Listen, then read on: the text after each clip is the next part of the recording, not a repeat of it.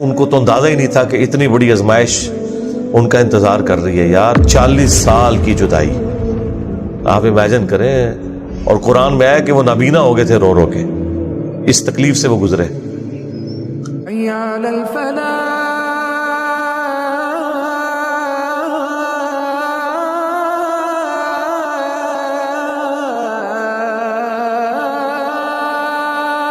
یوسف علیہ السلام چونکہ حضرت یعقوب علیہ السلام کے بیٹے تھے اور ظاہر ہے کہ ان کی لیگیسی کو آگے کسی نے تو لے کے چلنا تھا.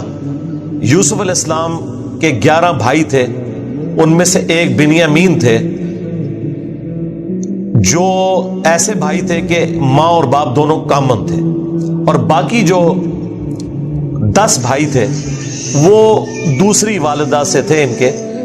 وہ خالہ بھی لگتی تھی ان کی یوسف علیہ السلام کی, اور ظاہر ہے کہ ماں بھی تھی کیونکہ ان کے والد نے ان سے نکاح کیا ہوا تھا. 10 بیٹے اس ماں سے تھے, 2 یہ تھے, اور آپس میں ان کا ایک حسد والا معاملہ ہو گیا شیطان کی وجہ سے. ظاہر ہے کہ اب باپ کی لیگیسی کو کس نے آگے لے کے چلنا ہے. وہ ظاہر ہے وہ تو باپ نے تو ڈیسائیڈ ہی نہیں کرنا, وہ تو اللہ نے ڈیسائیڈ کرنا ہے. اب یوسف علیہ السلام کو اللہ تعالیٰ نے ایک خواب دکھایا, اور خواب انبیاء کے حق میں وحی الہی ہوتا ہے. بخاری مسلم میں حدیث ہے کہ خواب نبوت کا 46واں حصہ ہے. حضرت ابراہیم علیہ السلام کو بھی خواب میں ہی دکھایا گیا تھا. سورہ صافات میں آتا ہے کہ میں اپنے بیٹے کی قربانی کر رہا ہوں, اسی لیے انہوں نے اسے ایگزیکیوٹ کرنے کی کوشش کی اور اللہ تعالیٰ نے فدیہ بھیج دیا. لیکن ایگزیکیوٹ اتنی بڑی ایکٹیویٹی کو کرنا کہ بیٹا قربان کرنا, اسی لیے تھا کہ وہ وحی الہی تھا. یوسف علیہ السلام کو اللہ تعالیٰ نے چھوٹی عمر کے اندر ہی 10-12 سال کی عمر میں ہی یہ خواب دکھایا کہ 11 ستارے اور سورج اور چاند انہیں سجدہ کر رہے ہیں. اس خواب کا ذکر انہوں نے اپنے والد سے کیا. ظاہر ہے اس زمانے میں تو والد ہی ڈائریکٹ ٹریننگ کیا کرتے تھے اپنی اولاد کی, اور ایک بڑی فرینکنس ہوتی تھی. اور پھر نبی کی اولاد حضرت یعقوب علیہ السلام کو پتہ چل گیا کہ میری اس نبوت کا وارث اب یہ ہونے والا ہے, یعنی 12 بچوں میں سے اس کے سر کے اوپر یہ تاج نبوت سجنا ہے. تو ظاہر ہے باقیوں نے تو حسد کرنا ہے, حسد تو آ ہی جاتا ہے. آدم علیہ السلام کے بیٹوں میں آیا تھا, تو یہ اولاد آدم والا ہی معاملہ ہے. بہرحال وہ حسد آیا. حضرت یعقوب علیہ السلام نے یوسف علیہ السلام سے کہا تھا کہ اس خواب کا ذکر تم نے اپنے بھائیوں سے نہیں کرنا, ورنہ وہ تمہارے خلاف کوئی نہ کوئی چال چلیں گے. لیکن بہرحال یہ خواب والی بات کسی طریقے سے لیک ہو گئی. یوسف علیہ السلام نے تو نہیں کی, لیکن شاید آپ کی بیوی نے سنی اور انہوں نے باقی بیٹوں تک بات پہنچا دی. بہرحال کچھ ہوا ایسا معاملہ, اور ان کو اس اعتبار سے بھی اشارے مل گئے کہ یوسف علیہ السلام کے ساتھ زیادہ برتاؤ ایکسٹرا آرڈنری کرتے تھے یعقوب علیہ السلام, کیونکہ انہیں پتا تھا کہ یہ اللہ کے پیغمبر ہیں اور انہوں نے اس توحید کی دعوت کو میرے بعد آگے لے کر چلنا ہے. حضرت یعقوب علیہ السلام کے جو باقی بیٹے تھے 10, 11واں تو خیر وہ چھوٹا تھا, وہ ان کا چھوٹا بھائی تھا, اس کے ساتھ تو مسئلہ کوئی نہیں تھا. وہ 10 بیٹوں نے اپنے باپ سے کہا کہ ہم دیکھتے ہیں کہ آپ بڑے پوزیسو ہیں یوسف کے معاملے میں, اسے آپ ہمارے ساتھ بھیجیں, یہ بھی ہمارے ساتھ کھیلا کودا کرے. جب ہم اپنے جانوروں کو چرانے کے لیے لے جاتے ہیں تو اس کو بھی ساتھ لے جائیں گے, تھوڑی اس کی بھی آؤٹنگ ہو جائے گی. تو حضرت یعقوب علیہ السلام کو یہ بات کلک کر گئی کہ یہ کچھ کرنا چاہتے ہیں. ان کو تو اندازہ ہی نہیں تھا کہ اتنی بڑی آزمائش ان کا انتظار کر رہی ہے یار. 40 سال کی جدائی آپ امیجن کریں. اور قرآن میں آیا کہ وہ نابینا ہو گئے تھے رو رو کے. اس تکلیف سے وہ گزرے. تو انہوں نے کہا کہ مجھے خطرہ ہے کہ تم یوسف کو صحیح طریقے سے دیکھ بھال اس کی نہیں کرو گے, کیئرلیس ہو جاؤ گے. چھوٹا بچہ ہے, کوئی بھیڑیا اس پہ حملہ آور نہ ہو جائے. انہوں نے کہا ہمارے ہوتے ہوئے 10 بھائی جس کے ہوں تو پھر تو ہم پھر نام کے ہی جوان ہوئے.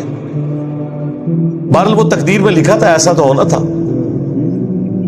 یوسف علیہ السلام نے وہاں پہنچنا ہی تھا جہاں اللہ تعالیٰ نے انہیں اتنا بڑا منصب عطا کرنا تھا. وہی ہوا. تنگ آ کے یعقوب علیہ السلام نے اجازت دے دی, وہ لے گئے یوسف علیہ السلام کو اور پلان یہ بنایا کہ اسے قتل کریں گے. لیکن ایک بھائی تھا جو آڑے آ گیا, اس نے کہا قتل نہ کرو, ہے تو ہمارا بھائی, ہم اسے کسی کنویں میں ڈال دیتے ہیں. اور ان زمانوں میں جو قافلے گزرا کرتے تھے وہ کنویں پہ پانی کے لیے رکتے تھے, تو ہو سکتا ہے کہ کوئی نکالے تو یہ اس کے ساتھ ہی چلا جائے, جان چھوٹ جائے, قتل نہ کرو. اور اس میں وہ یہ بھی کہتے ہیں کہ ہم اس وقت تو یہ ایکٹیویٹی کرتے ہیں, پھر بعد میں اللہ سے توبہ مانگ لیں گے, اللہ تعالیٰ بڑا بخشنے والا مہربان ہے, جو کچھ بھی ہے تیرے محبوب کی امت سے.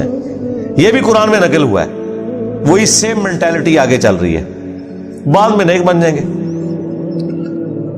اور انہوں نے ڈرامہ بازی یہ کی کہ یوسف علیہ السلام کے کرتے کے اوپر کسی بھیڑیے کا خون مال لیا اور کہا کہ ہم تو اسے سامان کے پاس چھوڑ کے گئے تھے, پیچھے سے بھیڑیا آیا اور یوسف کو کھا گیا, اور یہ اس کی قمیض ہے.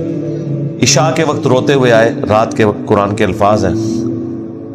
حضرت یعقوب علیہ السلام کو سمجھ آ گئی کہ یہ میری آزمائش شروع ہو گئی ہے, کیونکہ توحید ایک ننگی تلوار ہے.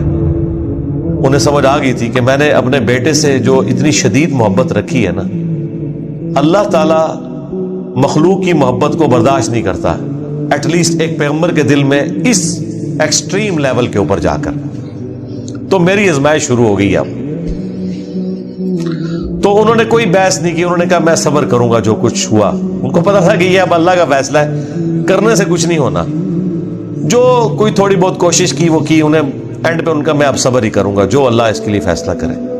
وہی ہوا. ایک قافلہ وہاں سے گزر رہا تھا, انہوں نے پانی کے لیے ڈول ڈالا اور یوسف علیہ السلام کو اللہ تعالیٰ نے قرآن میں آیا کہ یوسف کو ہم نے تسلی دی کہ ایک دن آئے گا کہ تم اپنے بھائیوں کو بتا دو گے جو انہوں نے یہ غلطی کی تھی, ہم تمہیں سرخرو کریں گے. بہرحال ابھی تو تمہارے لیے یہ طے ہو گیا. اور ظاہر جبرائیل علیہ السلام آنا شروع ہو گئے چھوٹی عمر میں ان کے پاس, ان کی تسلی کے لیے. اسی لیے ڈھارس بندی. انہوں نے پانی کے لیے ڈول ڈالا, یوسف علیہ السلام نے وہ پکڑا اور باہر نکل آئے.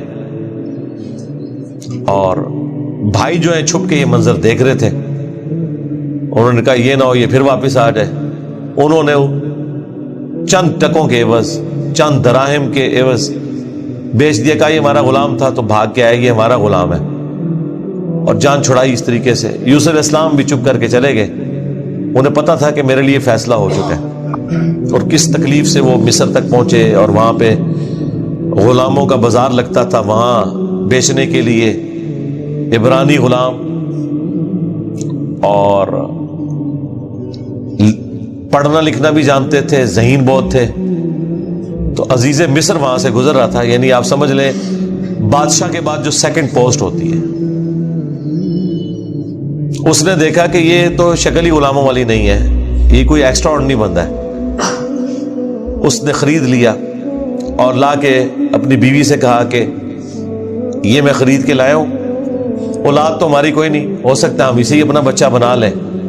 اور یوں یوسف علیہ السلام کہاں دور دراز کے شام کے علاقے جو سویلائزڈ بھی نہیں تھا, بھیڑ بکریاں چرانے والے بدو لوگوں میں سے اٹھ کے اس وقت کی سب سے سویلائزڈ حکومت مصر کی, فرعونوں کی حکومت. آج تک آپ یہ اہرام مصر گیزا کے جو ہے پیرامڈز یہ دیکھ رہے ہیں, یہ ان لوگوں نے تعمیر کیے ہوئے ہیں.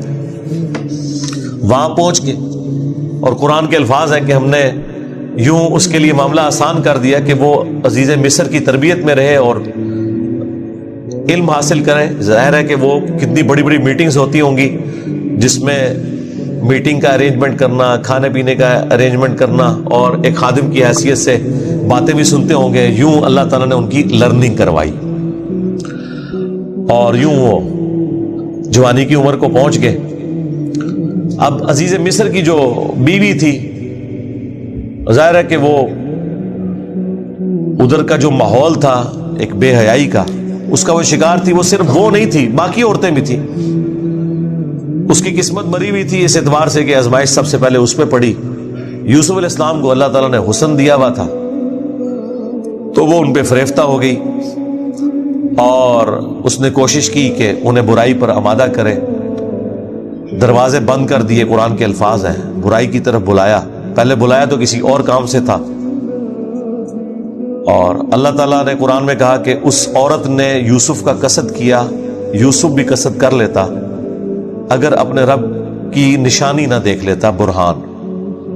اور وہ نشانی قرآن میں نقل نہیں ہوئی. اسرائیلی روایتوں میں ملتا ہے کہ ان کو ان کے والد یعقوب علیہ السلام کی شبیہ دکھائی گئی، جو کہ یوں انگلی سے اشارہ کر رہے تھے کہ بیٹا یہ کام نہیں کرنا، اس طرف نہیں آنا. تو وہ بچ کے، ظاہر ہے اللہ نے فرمایا کہ یہ ہمارے مخلص بندے تھے، یعنی مخلص چنے ہوئے. ایک لفظ ہے مخلص جو اخلاص شو کرتا ہے. ہم مخلص ہونے کی کوشش کرتے ہیں، لیکن مخلص پیغمبر ہوتے ہیں جنہیں اللہ اپنے لیے خالص کر لیتا ہے. اللہ نے کہا ہم نے بچایا، یعنی انبیاء بھی جو بچتے ہیں نا برائیوں سے، وہ اللہ کی مدد کی وجہ سے. بہرحال اس تکلیف سے وہ گزرے.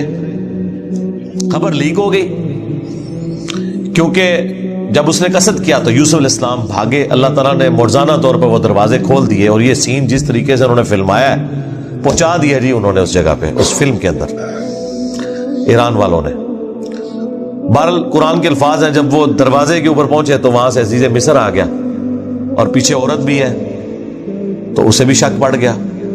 وہاں پہ کوئی سیانہ بندہ تھا جس نے کہا کہ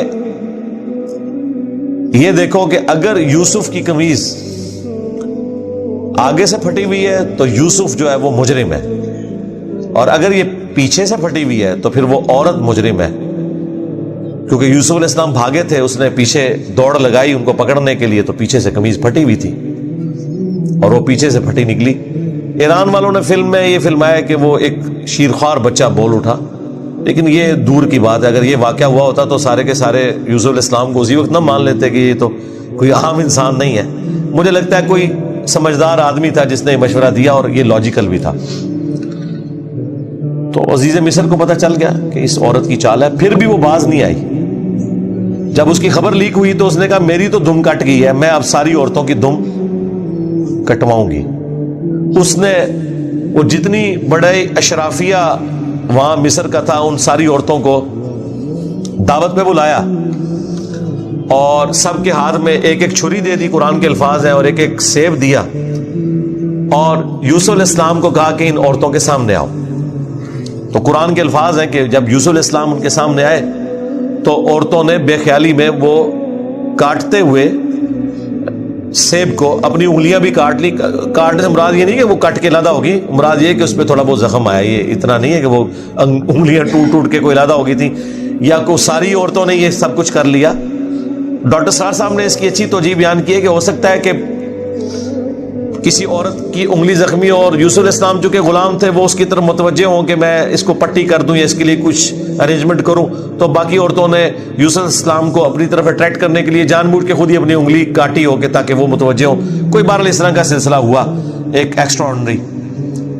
اور جب یہ حالت ہوئی تو اس نے پھر کہا کہ ہاں یہ تھا جس کے لیے تم مجھے بات کر رہی تھی، تم لوگ بھی تو اس میں گرفتار ہو گئے. اور پھر اس کی ڈٹائی یہ، اس نے کہا کہ میں اسے برائی کی طرف بلا رہی ہوں، اگر اس نے یہ میری بات نہ مانی تو میں اسے جیل میں ڈلوا دوں گی. تو یوسف علیہ السلام نے دعا کی کہ یا اللہ مجھے جیل قبول ہے اس برائی کے عوض کہ میں تیرا مجرم بنوں. دیکھیں کوئی گناہ بھی نہیں کیا، برائی سے بچے ہیں. ہم ہوں تو ہم کہ ہمیں انعام ملے، وہ کہہ رہے ہیں مجھے انعام میں جیل مل جائے کہ میں ان کے شر سے بچ جاؤں. بہرحال پھر وہ بہانہ کر کے ان عورتوں نے جھوٹے الزامات لگا کے یوسف علیہ السلام کو جیل میں ڈلوا دیا. یوسف علیہ السلام بھی راضی تھے، ٹھیک ہے چلے گئے. آلموسٹ 9 سے 10 سال تک وہ جیل میں رہے، اور وہ جیل کا جو انہوں نے سین فلمایا ہے وہ بندہ دیکھ نہیں سکتا. جو وہاں پہ کس پرسی کی حالت تھی بال انہوں نے گزاری، لیکن آپ کے اخلاق سے متاثر ہو کے دعوت توحید بھی وہاں پہ پہنچی. اور اسی دوران 2 ایسے قیدی تھے